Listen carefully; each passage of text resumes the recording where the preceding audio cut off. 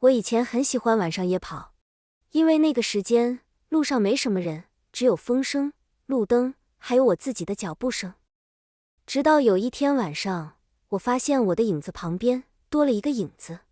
我停，他也停；我跑，他也跑。我回头，背后却什么人都没有。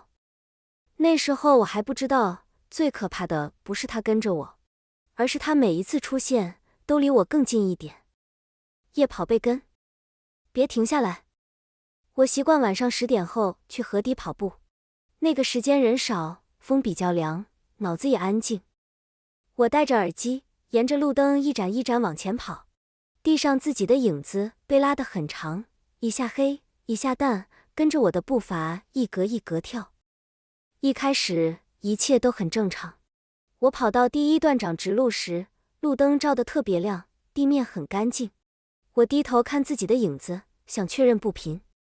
就是那一秒，我看到影子旁边多了一个，不是重叠，是另一个影子。他站在我背后偏右，跟我的影子几乎平行，像有人跟在我后面一起跑。我第一反应是后面有夜跑的人。河堤本来就会有人跑，只是刚好路灯把他的影子照出来。我没多想，继续跑。可我跑了2、3盏灯，那个影子还在，位置没变，一直跟在我背后同样的距离。像他不是一个人，不是跑者那种忽快忽慢，他像被固定在我身后。我忍不住放慢，想让后面的人超过去，结果影子也放慢。我在加速，影子也加速。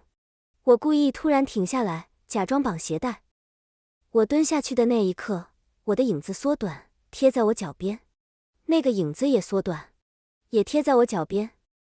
我背脊瞬间发冷，耳机里的音乐突然变得很吵。我把耳机拔掉，想听后面有没有脚步声。可河堤只有风声，没有喘息，没有鞋底摩擦，安静的像只有我一个人。我慢慢转头，身后没有人。河堤路很直，路灯一盏一盏排下去，远处偶尔有车灯。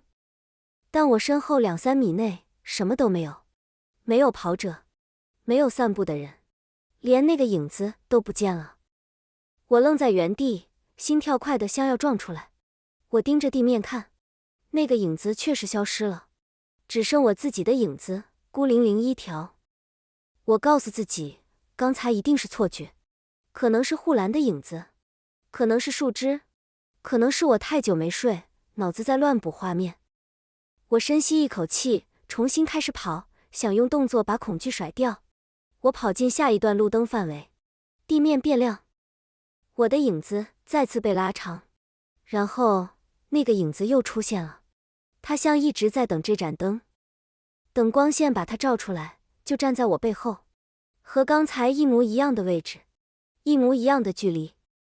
我全身汗毛立起来，我不敢再回头，因为我突然明白，他不是跟在我后面的人，他是跟着我的影子。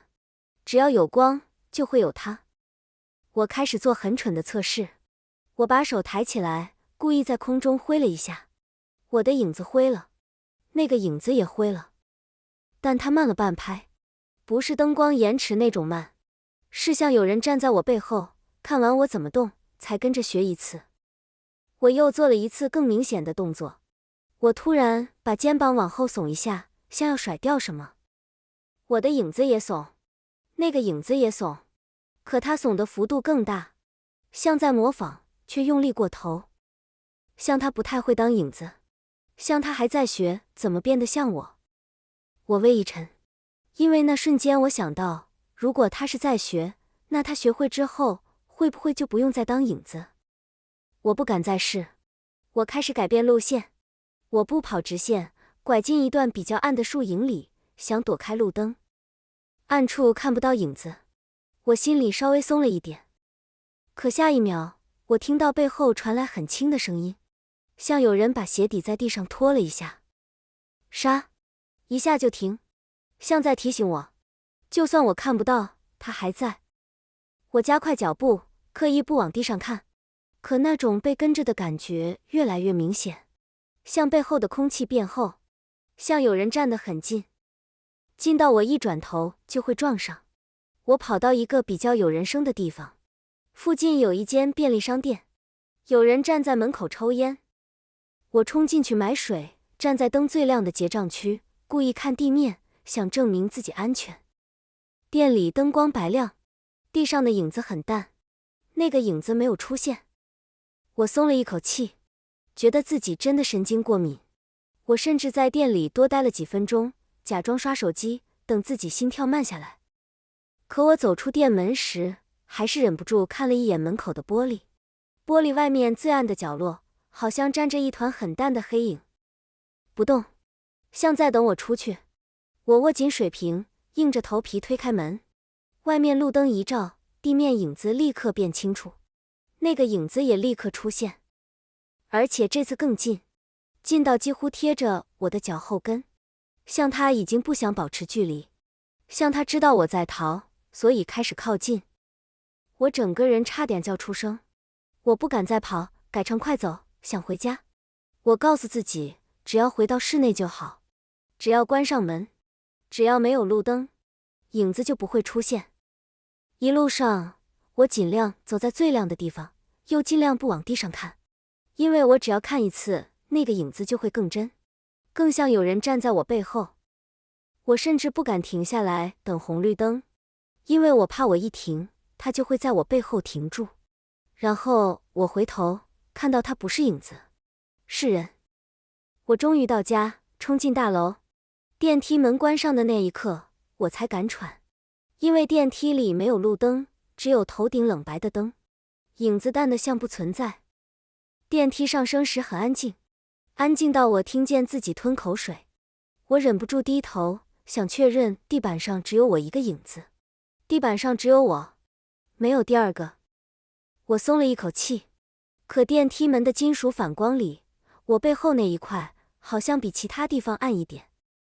我猛地抬头，什么都没有。电梯门打开，我回到14楼，开门进屋，把门反锁，拉上安全链，整个人才慢慢放松。我告诉自己，结束了。我去厨房倒水，手还在抖，水杯里的水晃得很厉害。我喝了一大口，才觉得喉咙有一点温度。就在我放下杯子的瞬间，我无意间看向窗户，窗户玻璃上映着一个人影，不是房里的倒影，因为我站在灯下，而那个影子不是从灯下投过去的角度，它是贴在窗外，像有人站在外面，靠得很近，近到影子整块压在玻璃上。那个影子很直，肩膀很宽，头微微低着，像在透过玻璃看我。我全身瞬间僵住，手里的杯子差点掉下去。因为我家在14楼，窗外不可能有人站着。我慢慢后退，不敢靠近窗，不敢拉窗帘，也不敢再喝水。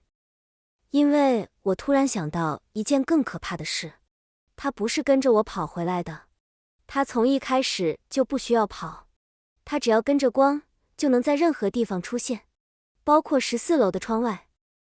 我盯着那个影子，他没有动，只是一直贴着玻璃，像在等我把灯关掉，等我回到黑暗里，让他不用再假装自己只是影子。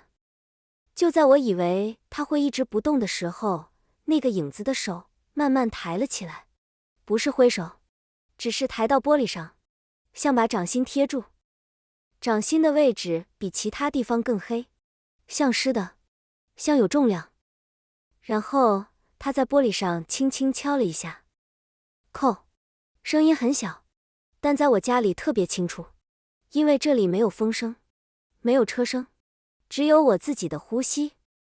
我整个人发麻，因为那声音不是从室内传来，是从窗外，14楼，窗外。